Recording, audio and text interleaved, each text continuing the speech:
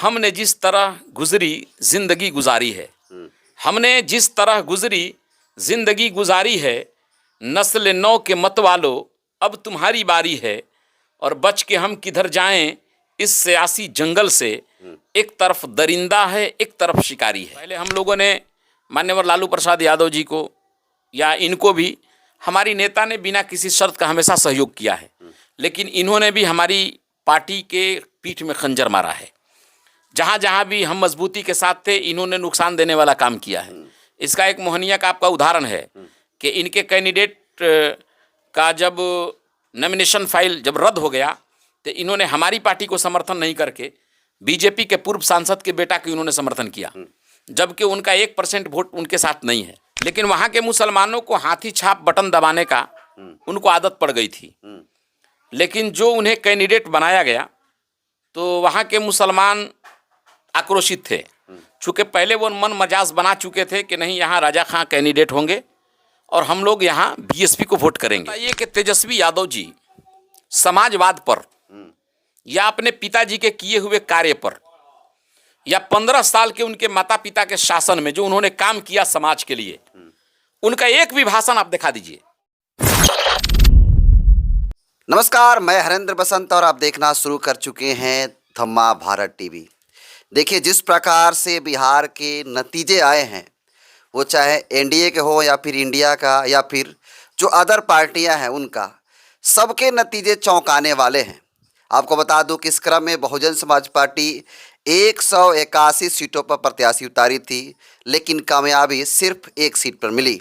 क्या कारण रहा उसके बारे में जानेंगे। अन्य भी सवाल होगा, उस पर बातचीत करने के लिए प्रखर अम्बेडकरवादी, प्रखर एक्टिविस्ट और बहुजन समाज पार्टी के प्रदेश महासचिव मान्यवर साजिद हुसैन साहब इनसे बात करेंगे। सबसे पहले स्वागत है सर। बहुत बहुत धन्यवाद आपको। जय भीम, जय संविधान, जय भारत। और आपको भी, आपके सुनने वाले तमाम साथियों को, प्यारी प्यारी माँ बहनों को, तमाम देशवासियों को बहुत बहुत साधुवाद। मैं अगला सवाल पूछी उससे पहले मैं चाहूँगा कि एक थोड़ा सा शायरी सुना दीजिए, क्योंकि बहुत जब भी इंटरव्यू आप देते हैं दूसरों को तो पहले शायरी ही सुनाते हैं। सुनाइए थोड़ा सा सर। एक मंजर भोपाली साहब का एक नज़म है, ख़ास तौर से मैं अपनी समाज की ओर से बड़ी दुख के साथ कहना पड़ रहा है कि मेरे समाज के लोगों ने आज़ाद भारत में जिस पार्टी को, जिस नेताओं को वोट किया, उन लोगों ने ठगा और हमारी मजबूरी को हमेशा मजबूत मजबूरी में ही उसको बनाए रखा कि ये मजबूर बनकर सिर्फ हम अपनी मजबूरियों का इनका हम फ़ायदा उठाएं, हमारे समाज को कभी आगे बढ़ाने की कोशिश नहीं की है। इस पर जो हमारे नेता हैं, ख़ास तौर से बाबा साहब के विचारों में विचार रखने वाले, तो इसमें एक शेर है कि हमने जिस तरह गुजरी ज़िंदगी गुजारी है, हमने जिस तरह गुजरी ज़िंदगी गुजारी है, नस्ल नौ के मत वालो अब तुम्हारी बारी है, और बच के हम किधर जाएं इस सियासी जंगल से, एक तरफ दरिंदा है एक तरफ शिकारी है। क्या बात। एक तरफ दरिंदा है एक तरफ शिकारी है।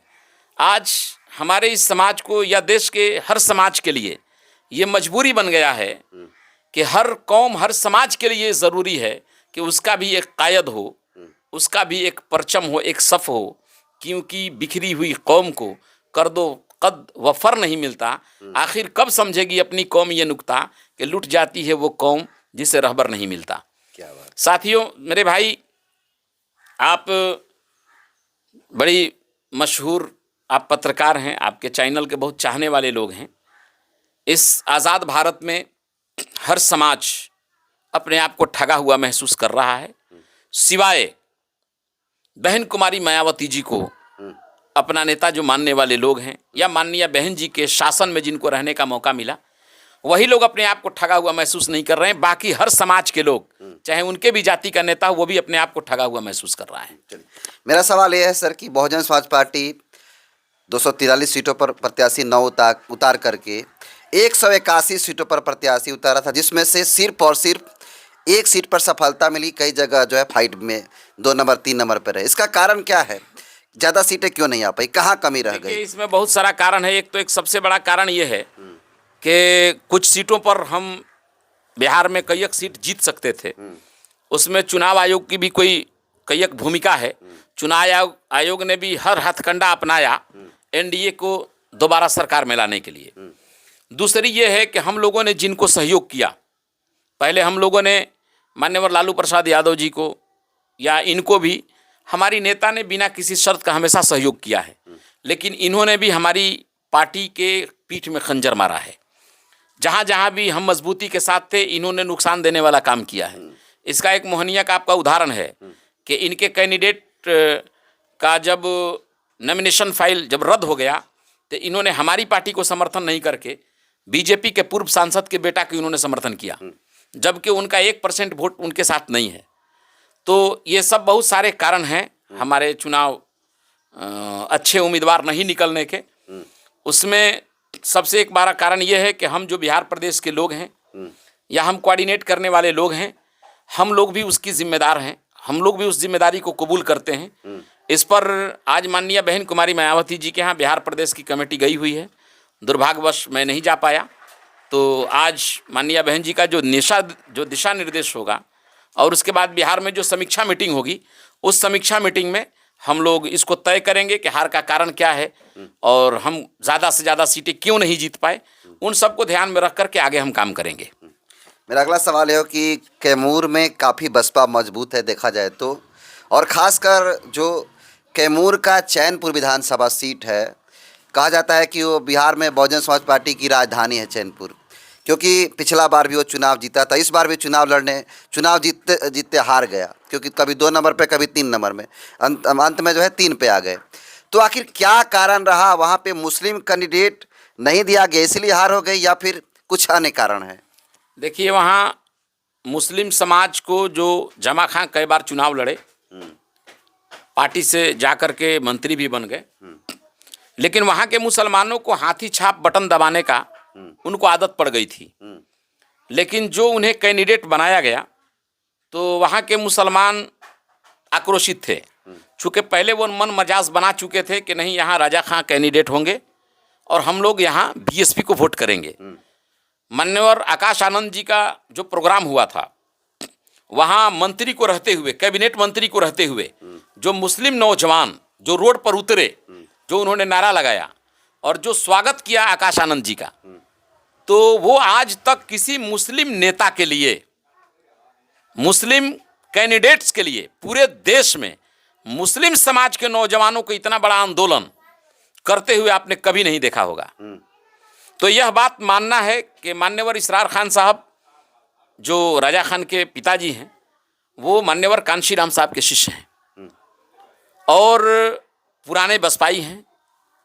इनका बसपा परिवार में जन्म ही हुआ है, तो निश्चित रूप से वहाँ अगर हम टिकट नहीं दे पाए, माननीय बहन जी वहाँ नहीं दी, इसके वजह से हमारा नुकसान हुआ है।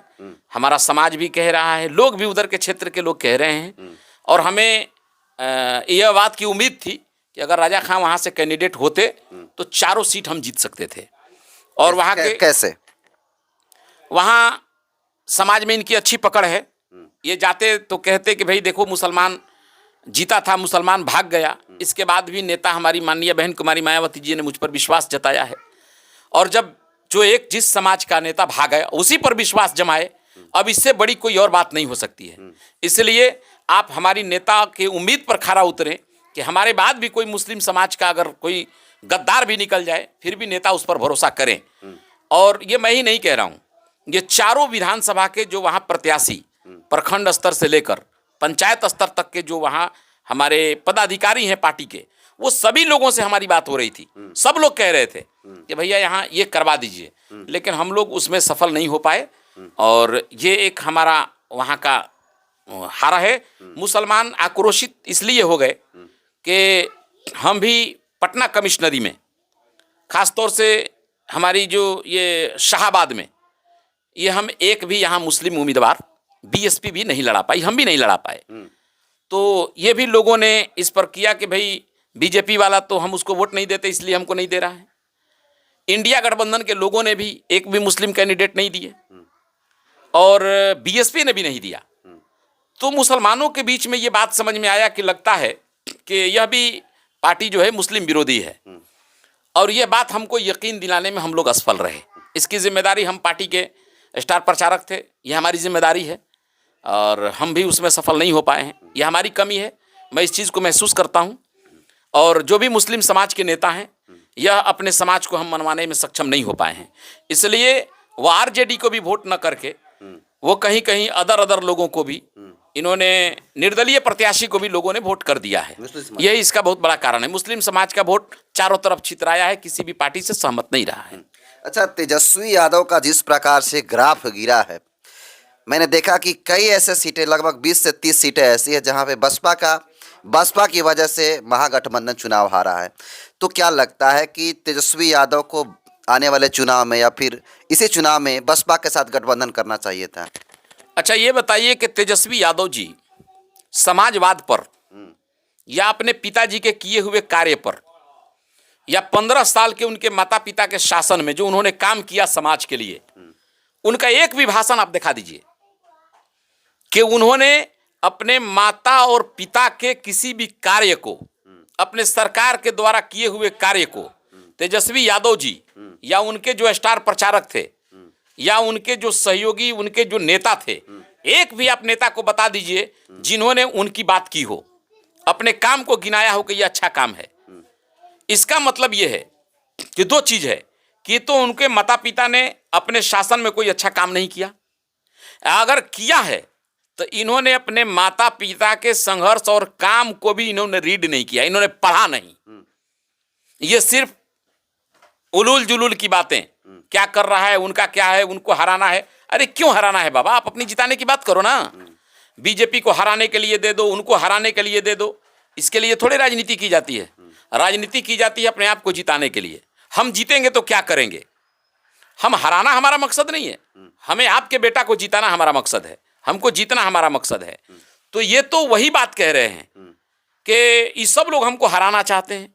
मोदी जी कह दिए कि देखो मैं पिछड़ा का बेटा हूं, सब लोग मिलकर हमको हराना चाहते हैं। तो लोगों ने समझा कि सही बात है, ये हरा क्यों रहा है भाई, ये अपने जीतने की तो बात ही नहीं करता, ये अपने लोगों की जिताने की बात नहीं कर रहा है, ये तो हराने की बात कर रहा है। और ये जो है ये नकारात्मक राजनीति है। हमेशा आदमी को सकारात्मक काम करना चाहिए।